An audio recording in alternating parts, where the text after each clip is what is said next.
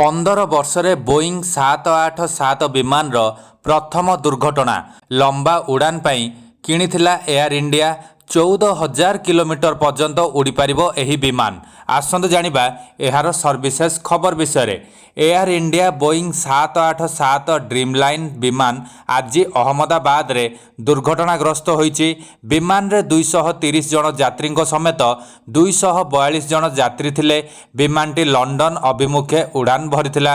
ଦୁର୍ଘଟଣାଗ୍ରସ୍ତ ବିମାନଟି ଏକ ଆଧୁନିକ ବିମାନ ଯାହାକୁ ବୋଇଂ କମର୍ସିଆଲ ଏରୋସ୍ପେସ୍ ଡିସେମ୍ବର 2013ରେ ନିର୍ମାଣ କରିଥିଲା।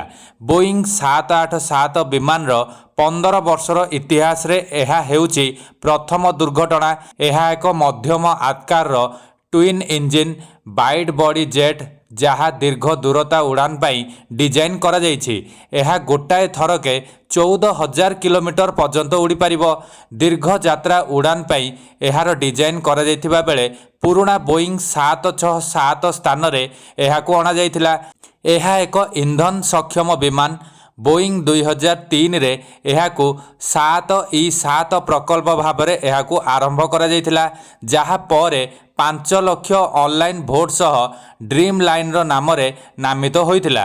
ପ୍ରଥମ ଉଡ଼ାନ 2009ରେ ହୋଇଥିଲା ଏବଂ 2011ରେ ପ୍ରଥମ ବିମାନ ଜାପାନର ANAକୁ ପ୍ରଦାନ କରାଯାଇଥିଲା। ପ୍ରାରମ୍ଭରେ କିଛି ବିଳମ୍ବ ହୋଇଥିଲେ ମଧ୍ୟ ଏବେ ଏହା ସମଗ୍ର ବିଶ୍ୱରେ ଲୋକପ୍ରିୟ ହୋଇଛି। 15 ବର୍ଷର ଇତିହାସରେ ପ୍ରଥମ ଥର ପାଇଁ ଏହି ବିମାନ ଦୁର୍ଘଟଣାଗ୍ରସ୍ତ ହୋଇଛି। ପୂର୍ବରୁ ଲିଥିୟମ୍ ଆୟନ ବ୍ୟାଟେରୀରେ ନିଆଁ ଲାଗିଥିବା ଓ ବଡିର ଯୋଡ଼ାଇ ସ୍ଥାନରେ ଫାଟ ସୃଷ୍ଟି ହୋଇଥିବା ଅଭିଯୋଗ ହୋଇଥିଲା। ବୋଇଂ 787କୁ ଏୟାର ଇଣ୍ଡିଆ ଭାରତରେ ବ୍ୟବହାର କରିଥାଏ। 2012ରେ ଏୟାର ଇଣ୍ଡିଆ ଦକ୍ଷିଣ କୋରିଲିନା କାରଖାନାରୁ ପ୍ରଥମ 787ର 8ଟି ବିମାନ କିଣିଥିଲା। ଏହାକୁ ଦିଲ୍ଲୀ, ନ୍ୟୁୟର୍କ, ମୁମ୍ବାଇ, ଲଣ୍ଡନ ଭଳି ଲମ୍ବା ରାସ୍ତାରେ ଉଡ଼ାଏ।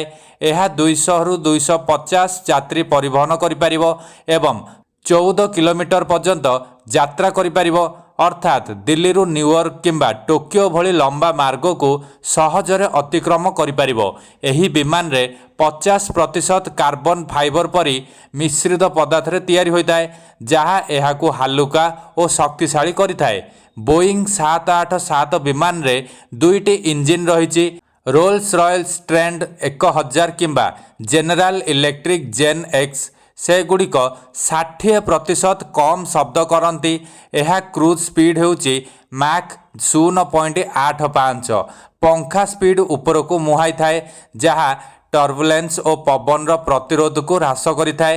ଏଥିରେ 20ରୁ 25% କମ୍ ଇନ୍ଧନ ଖର୍ଚ୍ଚ ହୁଏ ଏବଂ 50% କମ୍ ଅଙ୍ଗାରକାମ୍ଳ ନିର୍ଗତ ହୁଏ। ଏହାର ଇଞ୍ଜିନ୍ରେ 60% କମ୍ ଶବ୍ଦ ହୋଇଥାଏ, ଯାହାଫଳରେ ବିମାନ ବନ୍ଦରରେ ଅସୁବିଧା କମ୍ ହୋଇଥାଏ। ଏହା ଆମେରିକା ଦକ୍ଷିଣ କୋରିଲିନା ସ୍ଥିତ ବୋଇଂ କାରଖାନାରେ ଉତ୍ପାଦନ କରାଯାଏ। ବ୍ୟାଟେରୀ ସମସ୍ୟା କାରଣରୁ 2013ରେ ଏହାକୁ କିଛି ସମୟ ପାଇଁ ବନ୍ଦ କରିଦିଆଯାଇଥିଲା ଏବଂ ପରବର୍ତ୍ତୀ ସମୟରେ ଏଥିରେ ସୁଧାର ଅଣାଯାଇଥିଲା।